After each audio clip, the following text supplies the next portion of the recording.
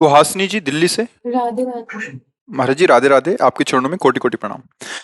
भगवान, मुझे भगवान में पूरा भरोसा है। मुझे कभी कभी परिस्थितियों से, लोगों से डर लगता है।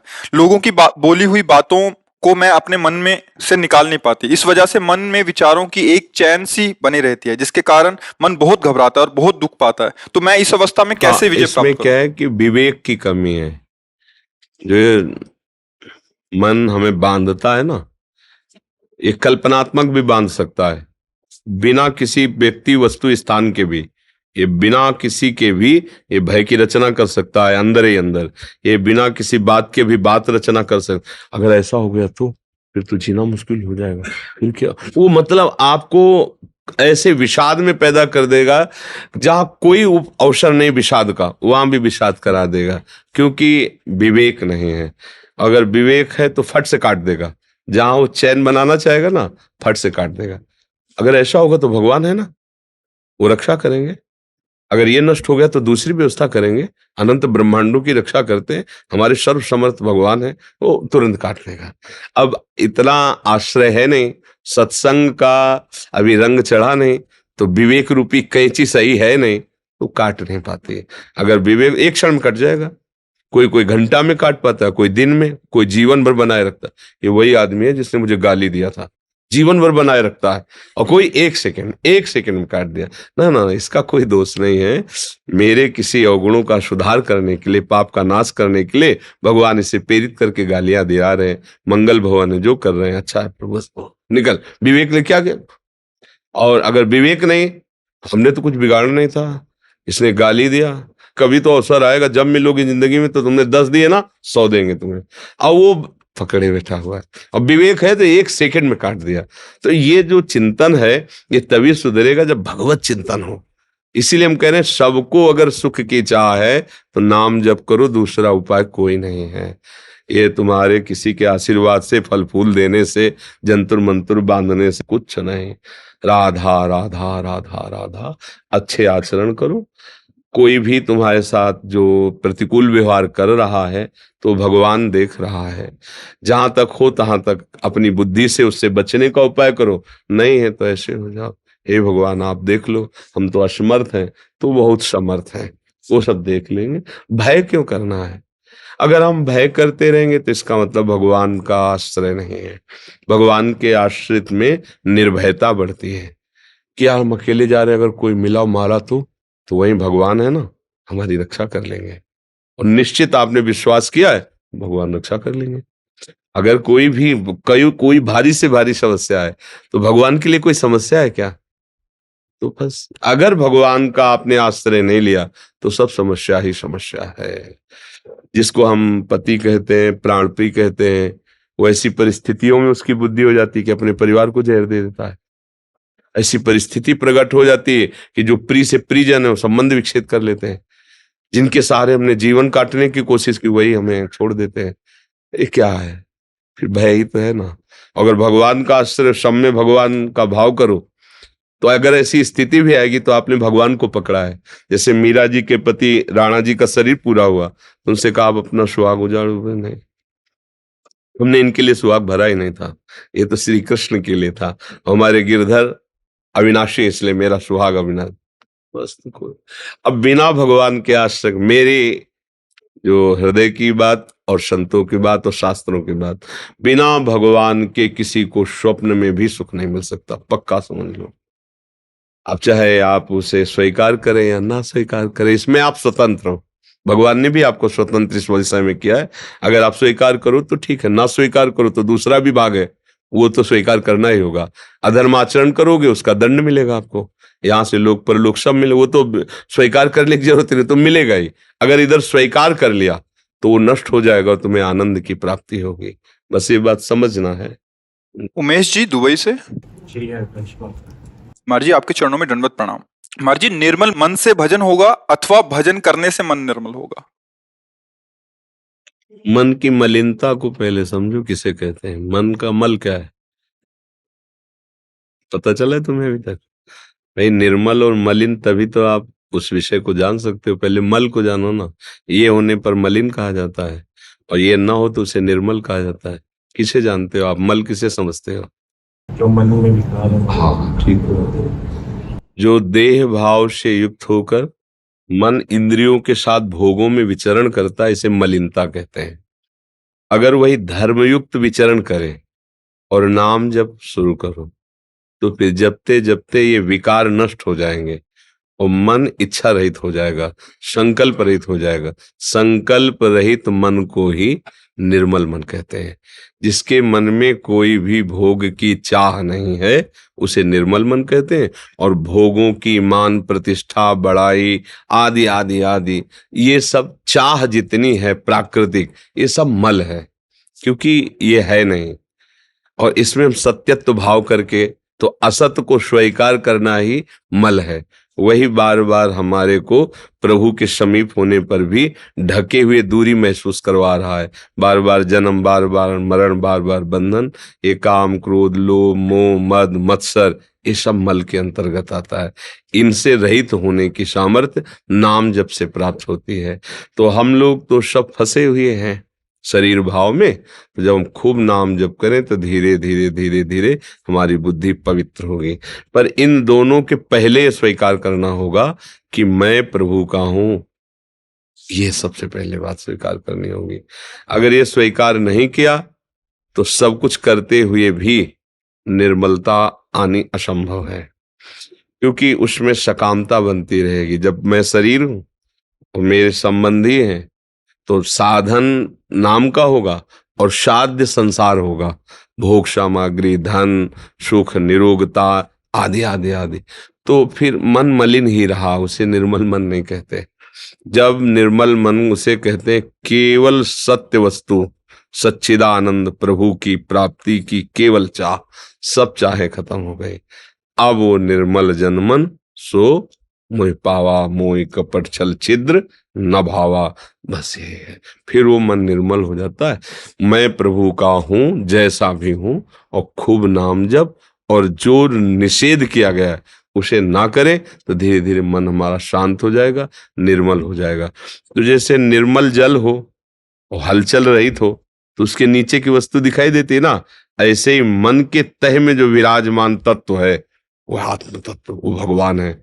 वही समझ में, तभी भगवान ने कहा इंद्रियाणाम मनस्यास्मि।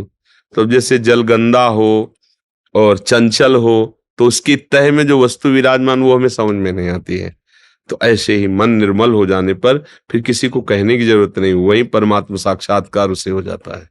जी केशव गोस्वामी जी हरिद्वार से। राधा राधा। जी जी। महाराज जी, अखंड भजन या अखंड स्मृति जिसको सभी संतों ने सर्वोच्च अवस्था माना है, देव ऋषि भी नारद जी ने भी जिसको अव्याव्रत भजनात् कहा है, वो अवस्था आपके अनुसार कैसे प्राप्त हो? तदर्पिता अखिलाचारिता, देवर्षि नारद जी। तदर्पिता अखिलाचारिता, सारे आचरण भगवत समर्पित होने चाहिए। सारे आचरण तो उसमें आ गया आपका अंतःकरण भी, आपका कारण शरीर भी और स्थूल शरीर भी। इसको सूक्ष्मता से समझो। स्थूल शरीर के द्वारा बाह्य क्रियाएं होती हैं, और क्रियाओं के पहले अंतःकरण में संकल्प और चिंतन होता है, और संकल्प और चिंतन स्वभाव के अनुगत होता है। स्वभाव को कारण शरीर कहते हैं, अंतःकरण को सूक्ष्म शरीर कहते हैं, पांच भौतिक शरीर को स्थूल शरीर कहते हैं। समझ रहे ना? जब हमारे को यह निश्चय हो गया कि मुझे प्रभु की प्राप्ति करनी, हम इनको नहीं ले रहे, ना स्थूल न सूक्ष्म न कारण। सोहम तवास्मि शरणम तवाश्रिता, सोहम तवा। अरे मैं तो भगवान का अंश हूं, मैं तो नित्य प्रभु का जन हूं। भूल गया मैं तो, अपने को शरीर माना, अपने को संसार माना। पहले स्वीकृति हुई मैं की, मैं प्रभु का। अब स्वभाव हमारा बदलेगा, ऊपर से बदलना शुरू होता है, स्वभाव बदलेगा। तो अंतःकरण का संकल्प विकल्प अब बदलना शुरू हुआ, तो बाहर की क्रियाएं जितनी है वो सब बदलनी शुरू हो गई। प्रभु का जन होकर के मैं ऐसा कार्य कैसे कर सकता हूं? चिंतन बदला, क्रिया बदली। तो तदर्पिता अखिलाचारिता, जितने आचरण वो सब प्रभु की प्रसन्नता के लिए हो गए। श्री कृष्ण अनुकूलेन प्रतिकूल वर्जनम, कोई भी प्रतिकूल आचरण नहीं। अब बचा क्या? केवल भगवान का चिंतन, केवल भगवान। अखंड स्मृति का मतलब केवल बराबर माला चलाना नहीं होता, एक एक वृत्ति। जैसे गोपांगनाएं जो हमारे ब्रज की गोपीजन है घर लीप रहे हैं, वो हार रहे हैं, ओखली में धान कूट रहे हैं, आटा पीस रहे हैं, भोजन बना रहे हैं, गाय दूह रहे हैं, कर तो ये सब क्रियाएं रही बाह्य व्यवहारिक गृहस्थ की, लेकिन चित्त वृत्ति मुरारी पादार्पित चित्त, एक एक वृत्ति कृष्ण में लगी हुई है। यह अखंड स्मृति, ये है महाभागवत। आज तक कोई ऐसा भक्त नहीं हुआ जिसने गोपी चरण के रज की वंदना न की हो। जब ब्रह्मा शंकर उद्धव आदि करते हैं तो इनके नीचे ही सब भक्त रहते हैं। त्रिभुवन में कोई भक्त गोपी के समान नहीं है।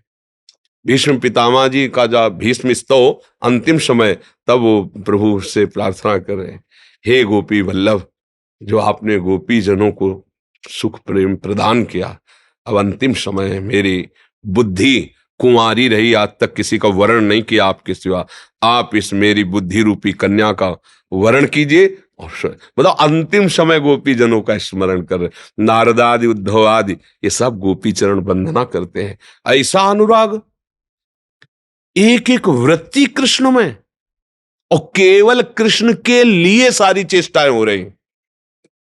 गाय दूरे तो मीठा दूध हो, मीठा दही जमे, मक्खन अच्छा निकले, और मेरे प्यारे आवे, और जैसे मैया से लड़के छीन के पाते हैं वैसे पावे, या चोरी चोरी पावे, और मैं छुप करके देखूं, फिर दौड़ के जाऊं और उन्हें पकड़ूं, फिर वो डरते हुए दिखाई दे, ये मुझे सुख चाहिए। वो ऐसे ही भगवान आते, भगवान माखन चोरी, कुंड भरे बाबा के, कुंड, वहां दही दूध रखने के लिए बाल्टी और कलश नहीं थे, कुंडों में रखा जाता था, लाखों कमे लाके ये भक्तों। अब एक एक वृत्ति भगवान में अर्पित करने के लिए तदर्पिता अखिलाचारिता, आपके सारे आचरण सारी क्रियाएं भगवत विधान के अनुसार होनी चाहिए। कार्याकार्यो व्यवस्थितो तस्मात् शास्त्रम प्रमाणम ते, शास्त्र के अनुसार श्री कृष्ण ही तो गीता गायन कर रहे हैं। हमारे गुरु, हमारे प्रीतम, हमारे प्राणाराध्य श्री कृष्ण हैं, और उनकी पसंद है कि ऐसे चलो, हम वैसे चलने लगे तो स्वयं में वो कृपा करेंगे। पूरी गीता सुनने के बाद अर्जुन को क्या फल मिला? नष्टो मोहा, बस यही तो आप पूछ रहे हैं ना, स्मृति लब्ध्वा, पूरी गीता सुनने के बाद मोह का नाश हुआ और अखंड स्मृति प्राप्त हो गई। मामन स्मर युद्ध च, मेरा सतत स्मरण हो और अपने कर्तव्य का पालन करो। ये अखंड बैठ करके माला चलाया और चिंतन विषयों को हो रहा है, अभी बात नहीं बनी। फावड़ा चला रहा है और राम राम हरि हरि कृष्ण कृष्ण बोल रहा है, बड़ा महात्मा है, बहुत बड़ा महात्मा है। घर परिवार का, अतिथि जनों का, साधु महात्माओं का सेवन कर रहा है। भगवान, मैं तो नीच आदमी हूँ, बहुत बड़ा महात्मा है वो हृदय में, थोड़ा भी गर्व है, मैं तपस्वी, मैं भजनानंदी हूँ, अभी बात नहीं बनी। बस एक एक वृत्ति प्रभु में चली जाए, कहीं अहंकार न रह जाए, कहीं क्रिया का कर्ता न रह जाए, कहीं किसी क्रिया का भोक्ता न बने, सिद्ध स्थिति आ गई। पर इसके लिए बहुत अभ्यास की जरूरत है और महापुरुषों के संग की जरूरत है। तो युधिष्ठिर जी को एक महापुरुष मिले, उन्होंने कहा कि बृहस्पति जैसा ज्ञानी होने पर भी यदि वो किसी महापुरुषों की सेवा और संग नहीं किए तो उसे तत्वबोध नहीं होगा, असलियत में उसको अनुभव में नहीं आएगा। इसीलिए संत महापुरुषों का समागम किया जाता है कि उनकी अनुभूति से जब वो बोलते हैं तो वो बात हमारे हृदय में चढ़ बैठती है, सुनना सुनाना नहीं रहता, जैसे वो भूत का आवेश हो जाए, वो जबरदस्ती हमसे वही कराती है। अब हमको जीना ही वैसे पड़ेगा जैसा वो चाहते हैं। अगर किसी संत का हृदय से वर्ण कर ले, ये हृदय के वर्ण की बात करे, तो उनकी बात तुम्हारे ऊपर चढ़ जाएगी और वही करवाएगी जो वो कह रहे, तुम कर ही नहीं सकते उसके विरुद्ध। ये महापुरुषों का बल होता है। तो भगवत प्रेमी महापुरुषों का संग करे और अपने जीवन को, अपने मैं को प्रभु के चरणों में समर्पित कर दे, तो अखंड स्मृति जागृत हो जाए। समस्त क्रियाओं को शास्त्र सम्मत करते हुए निरंतर भगवत स्मृति अंदर से रहना, ये है समस्त साधनाओं का फल। सुनीता कुमारी जी बनारस से। राधे राधे महाराज जी, आपके चरणों में कोटि कोटि प्रणाम। गुरुजी, मेरा शरणागति पुष्ट नहीं हो रहा। गुरुजी, शरणागति पुष्ट कैसे करें? हम ईर्ष्या और द्वेष में ही फंसे हैं, कैसे खत्म करें? पहले शरणागति के लिए हमें तैयार होना चाहिए। शरणागति बहुत बड़ी स्थिति है, इसे साधारण न समझा जाए। शरणागति एक बहुत बड़ी स्थिति है। शरणागति और भगवत प्राप्ति ज्यादा दूर की बात नहीं है। शरणागति प्रारंभिक वचन से शुरू होती है हे नाथ हे कृष्ण मैं आपका हूं, ये वचन से। पर इतने ये एक मतलब 1% से शुरू हुई है, पर हमें जाना 100% तक है। तनु वांग मनोभिर अमलई सोहम तवै वाश्रिता। शरीर से, मन से, वाणी से और स्वयं से अमलई कोई चाह नहीं, केवल आपकी चाह। और फिर शरण में हो गया। उसका फिर स्वरूप ऐसे आता है, अजात पक्षायु मातरम खग।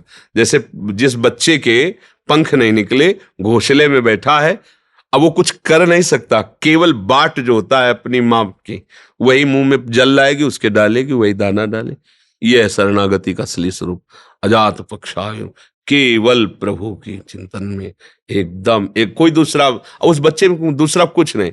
वो केवल चिल्ला सकता है माँ माँ माँ, तो चिल्ला सकते हैं राधा राधा राधा, कृष्ण कृष्ण कृष्ण, बस दूसरा बल नहीं।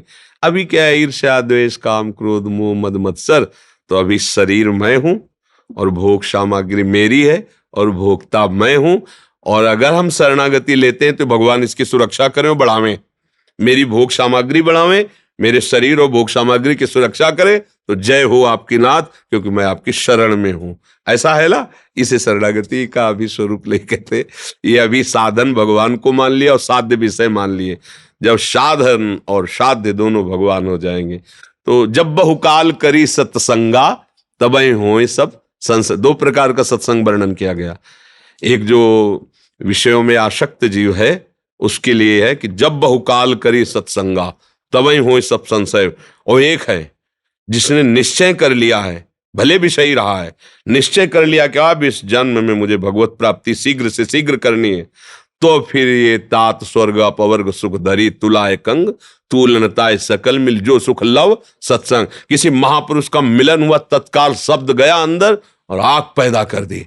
अब साधन नहीं, अब रोना शुरू।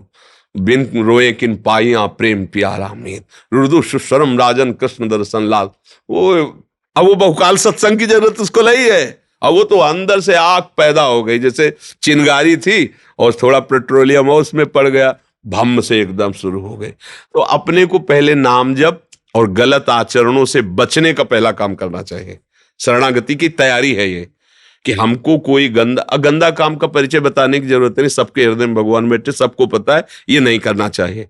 जो विशेष विशेष गंदी बातें हैं सबको पता है कि ये नहीं करना है। अंदर से आता है ना, ये गलत से ठीक नहीं है। आत्मना प्रतिकूलानि परेशान न समाचरित, शास्त्र कहता है। इसके लिए पूछने की जरूरत नहीं। गंदे आचरणों का त्याग करके और अच्छा पवित्र भगवत समर्पित भोजन करें और नाम जप करें, तो हमारे अंदर शरणागति उतरने लगेगी। और शरणागत हो गए तो सारा भार भगवान ले लेते हैं। योगक्षेमम वहाम्यहम्। फिर वो भगवान जब बागडोर हाथ में संभाल ली तो विजय श्री ही है, कोई परास्त नहीं कर सकता है।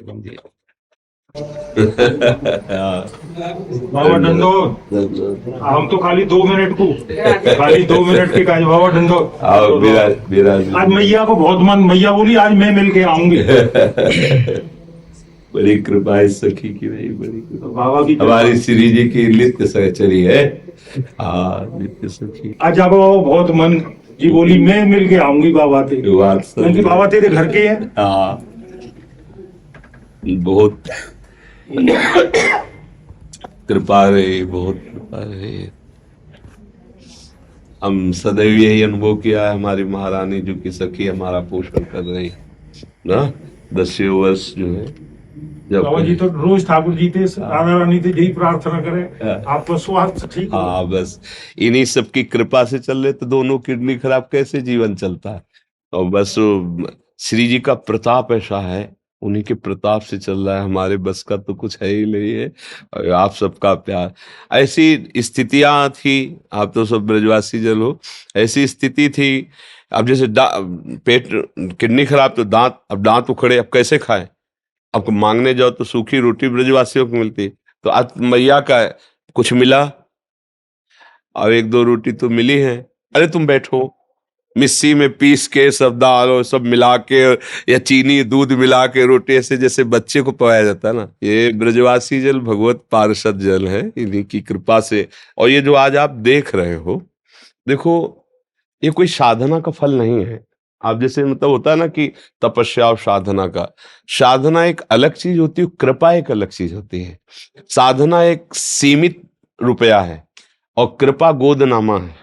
गोदनामा नहीं, जैसे कोई अरब खरबपति आदमी ने अपनी गोद में लिया, तो महारानी जी ने मुझे ले लिया, स्वीकार कर लिया, ये उनका है। मेरी तपस्या तो भुनगा है। जो भगवान शिव 88 हजार वर्ष की समाधि लगाते हैं, उनके लिए लिखा है, प्यारोढ़ुम क्षमते न यच्छु शुकादि नाम तो ध्यानगम। जहां बिहारी बिहारिन जो विहार कर रहे हैं, उनका भी ध्यान वहां नहीं पहुंच पाता। ब्रज में महाराज तक पहुंचने का आया है प्रमाण, लेकिन निकुंज बिहारिणी बिहारी जो जहां विहार कर रहे हैं, वहां प्यारोढ़ुम क्षमते, क्षमता शब्द है, प्यारोढ़ुम क्षमते न यच्छु सुकादि नाम तो यद ध्यानगम। वहां अपने जैसे अधमों का भला प्रवेश हो सकता है? तो कैसे हुआ?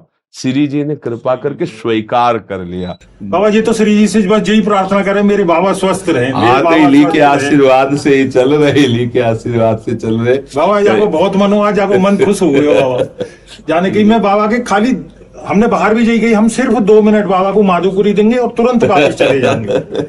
हमें कोई प्रश्न नहीं है बाबा, हमारा कुछ नहीं बोल। अरे आपका क्या प्रश्न, आपके ही तो पोसे हमारा हृदय पोषित हुआ है, आपको क्या नहीं बाबा।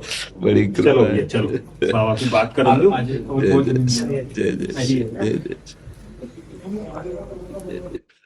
बड़ी कृपा, बस यही अपनापन बनाए रखना कि हम जैसे भी आपके हैं। हमारे पिताजी बाबा 1 मिनट को खाली दिए, ये कहते हैं आपके पास कोठी है, बंगला है, सब कुछ है, आपके जीवन में संत नहीं है ना, तो आप कुछ नहीं है। बिल्कुल। और जिसके जीवन में संत है बाबा, उसके लिए सब कुछ है। बिल्कुल। तो हमारे जीवन में तो संत है बाबा। बाबा डंडो डंडो बाबा। चलो राधे श्याम। जय श्याम।